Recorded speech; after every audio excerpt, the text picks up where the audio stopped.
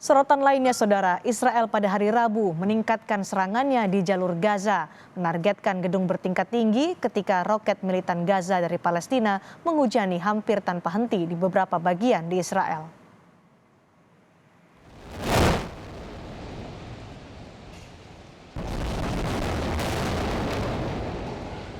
Bangunan berlantai 9 ini adalah apartemen hunian, kantor perusahaan produksi medis, dan klinik gigi. Serangan didahului oleh tembakan roket peringatan dari pesawat tidak berawak. Tak lama kemudian, jet-jet Israel menghantam gedung itu lagi. Bangunan itu rusak berat, tapi tidak ada kabar tentang korban jiwa. Dan ini menandai pertempuran terberat dan terbesar antara Israel dan Palestina sejak 2014.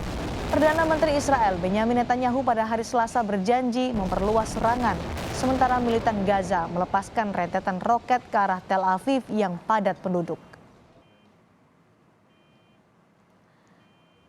150 warga Israel berbaris melalui Yerusalem Tengah pada Selasa malam menuntut diakhirinya siklus kekerasan yang telah menewaskan sejumlah militan dan warga sipil di Gaza serta 3 warga Israel. Pengunjuk rasa membawa spanduk yang menyerukan berakhirnya atau diakhirinya eskalasi kekerasan dan meneriakkan, "Kami tidak ingin perang lagi."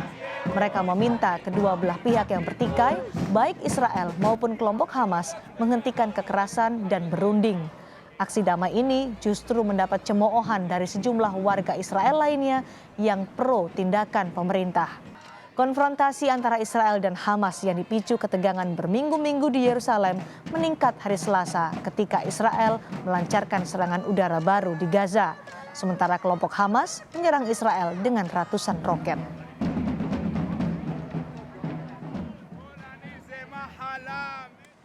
Pemerintah Indonesia mengecam keras tindakan kekerasan Israel terhadap warga Palestina seiring dengan ketegangan di Yerusalem pasca kekerasan yang terjadi di Masjidil Aqsa. Terakhir, serangan udara yang dilakukan Israel juga mengakibatkan sedikitnya 24 warga Palestina tewas. 9 diantaranya adalah anak-anak. Sementara 2 warga Israel juga tewas akibat serangan roket Hamas. Indonesia menganggap tindakan yang dilakukan Israel adalah pelanggaran. Indonesia mendesak segera dihentikan kekerasan terhadap warga Palestina. Terhadap warga sipil Palestina di wilayah Al-Aqsa yang mengakibatkan ratusan korban luka-luka. Tindakan ini sangat melukai perasaan umat Islam di bulan Ramadan. Pemerintah juga mengutuk pengusiran yang dilakukan terhadap warga Palestina yang telah tinggal di kawasan Sheikh Jarrah sejak puluhan tahun yang lalu. Tindakan ini merupakan pelanggaran terhadap berbagai resolusi Dewan Keamanan yang mengutuk tindakan pendudukan Israel. Pemerintah Indonesia melalui Menteri Luar Negeri Retno Marsudi juga meminta dunia internasional bekerja sama membantu Palestina dan mengakhiri pendudukan Israel di wilayah Palestina.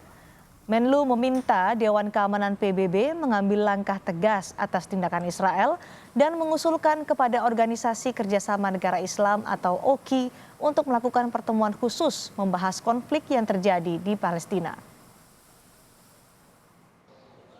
Negara anggota Biro dan memangku jabatan wakil ketua dalam komite tersebut.